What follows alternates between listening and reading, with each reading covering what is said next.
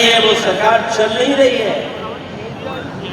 ये सरकार किस लिए चल रही है? ये सरकार उत्तर प्रदेश को लूटने के लिए चल रही है। जो लोग करीब से चीजों को समझते हैं वो जानते होंगे कि इतना लूटने का काम तो किसी सरकार में नहीं हुआ जितना इस सरकार में हो रहा है। कुछ तो सीधे ले रहे हैं रिश्वत, और सरकार ऐसा रास्ता अपना रही है, वो भी लूट रही है। और जिस तरीके से महंगाई बढ़ी है, महंगाई का असर देखिए आप। इस महंगाई ने हमारे किसानों की और आम लोगों की खुशहाली रोकने का काम किया। अगर महंगाई का हम लोग आकलन करें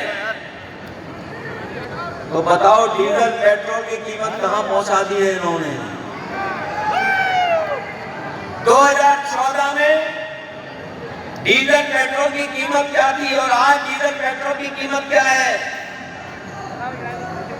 और वो भी जो डीजल पेट्रोल मिल रहा है आपको, वो भी 20% मिलावट वाला मिल रहा है, एथेनॉल की मिलावट वाला मिल रहा है।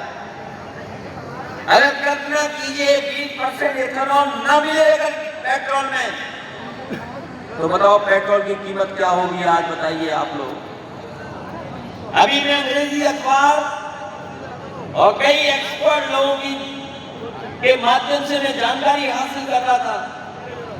वो बता रहे थे कि जिस तरह का ये मिलावट कर रहे हैं, इस मिलावट से सीधा सीधा हमारे जो गाड़ियों के इंजन हैं, जो गाड़ी का इंजन है वो खराब हो रहा है, मेंटेनेंस बढ़ रहा है।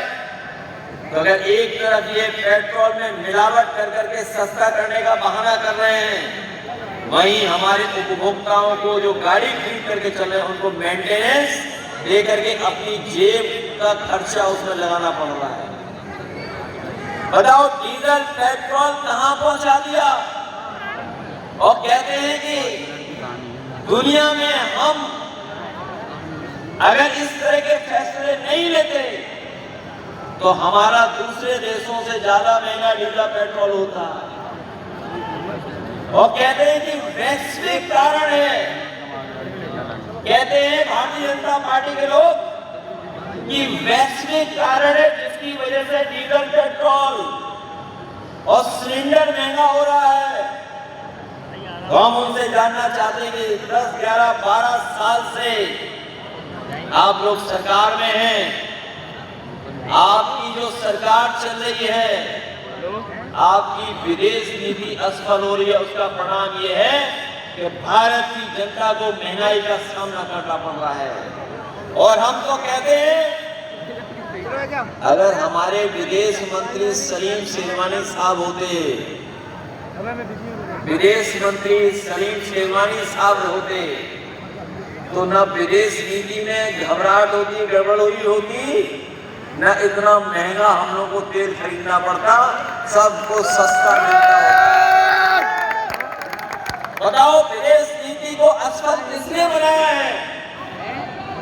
और याद कीजिए बीजेपी के बड़े बड़े नेता कहते थे कि हम विश्व गुरु बनने जा रहे हैं, और जब विश्व गुरु बनने का मौका मिला तो हमारे विश्व गुरु का पता नहीं लगा कि विश्व गुरु है कहां पर। और सच्चाई में कहना चाहता हूं,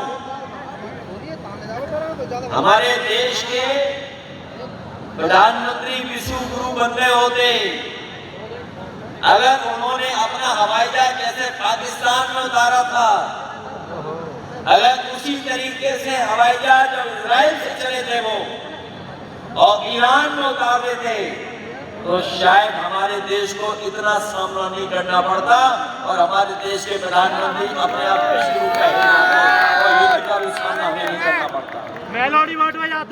तो अगर विश्व गुरु बनना था तो आपने विश्व गुरु बनने का मौका खो दिया, और जब नहीं बन पा रहे हैं तो सोचिए आपको अमेरिका से क्या क्या सुनना पड़ रहा है। आपको अमेरिका के राष्ट्रपति जो कह देते हैं वो भारत स्वीकार कर लेता है। सोचो हमारा देश दुनिया में सबसे बड़ा देश है बाजार के मामले में।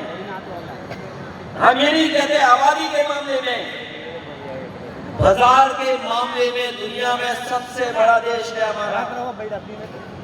और सोचिए, हम तय करते हैं कि हमारी अर्थव्यवस्था क्या बने, हमारी विदेश नीति क्या हो।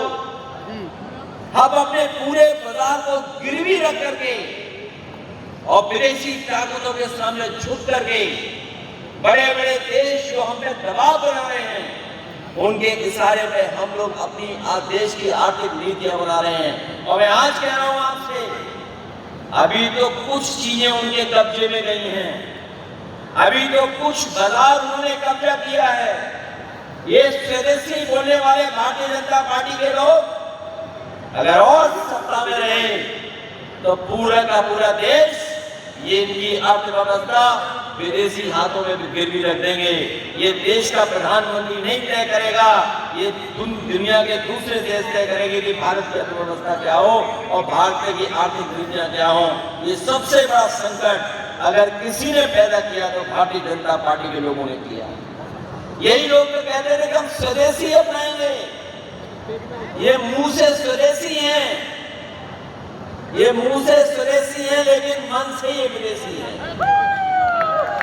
ये जो स्वदेशी का नारा देने वाले, ये स्वदेशी का नारा देने वाले लोग, ये मुंह से हैं स्वदेशी लेकिन मन से हैं विदेशी।